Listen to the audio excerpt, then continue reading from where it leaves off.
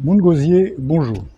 Alors, pour le problème de l'eau, nous savons qu'en Guadeloupe, nous avons une ressource d'eau, une des ressources d'eau les plus élevées au monde.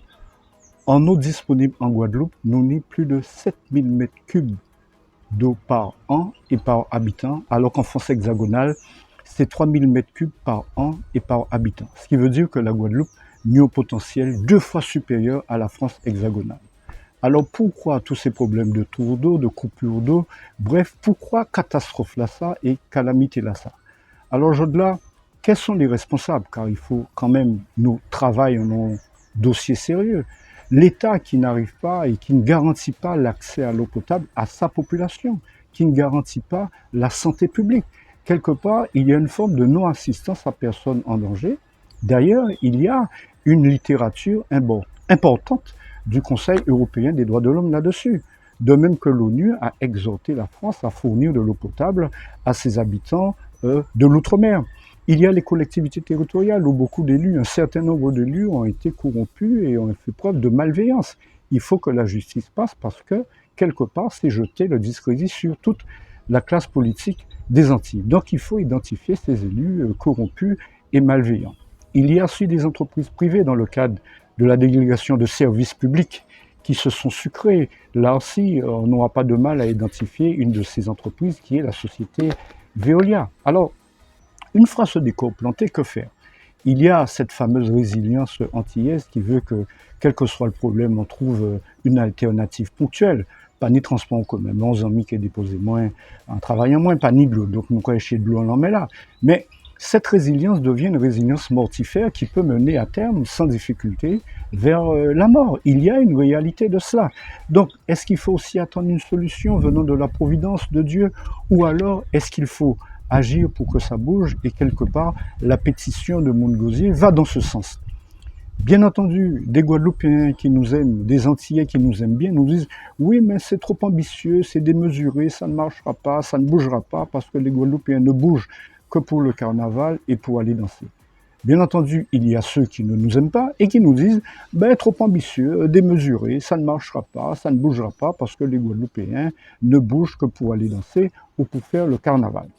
Pourtant, il y a des citoyens qui ont déjà signé cette pétition et qui signent cette pétition.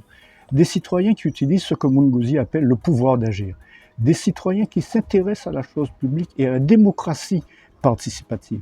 Ce sont des citoyens conscients des conséquences graves de l'absence d'eau dans nos robinets et du danger des tours d'eau. Les dangers sur la santé, le choléra, la diarrhée, la typhoïde, sur la qualité de la vie quotidienne, l'hygiène personnelle, le besoin d'eau pour la cuisine, pour la consommation personnelle.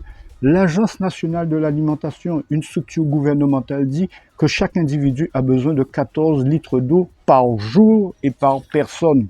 C'est une réalité dont il faut tenir compte dans nos contrées.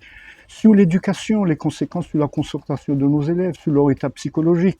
Les enfants partent avec des gourdes d'eau, mais très souvent, ils ont tendance à aller boire l'eau du robinet qui n'est pas une eau propre à la consommation.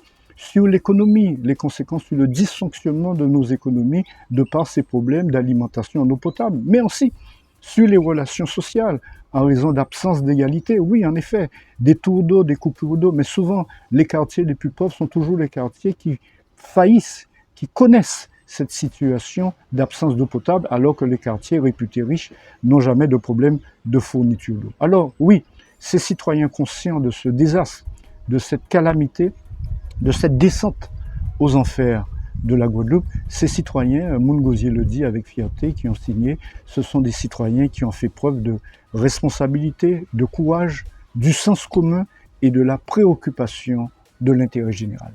Et c'est la raison pour laquelle nous les avons appelés les citoyens colibris. Pourquoi cette image? Pourquoi cette métaphore? Tout simplement, en nous appuyant sur une légende amérindienne qui raconte la chose suivante.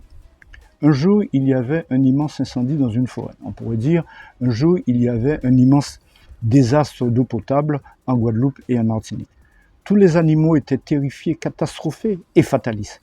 Seul un petit colibri s'activait, agissait et allait chercher quelques gouttes d'eau avec son bec pour le jeter sur le feu. Alors, à un moment, un crapaud, bien de chez nous, agacé par l'agissement du colibri, lui dit « Hé colibri, tu n'es pas un peu fou? Ce n'est pas avec ces gouttes d'eau dérisoires que tu vas éteindre le feu. Alors le colibri lui répondit, je sais, mais je fais ma part. Alors, mes amis, à Montgausier, pour tous ceux qui ont signé, qui vont signer, nous pouvons dire à la face du monde, en tant que citoyens, oui, nous le savons, mais nous avons fait notre part du job. Bon week-end à tous.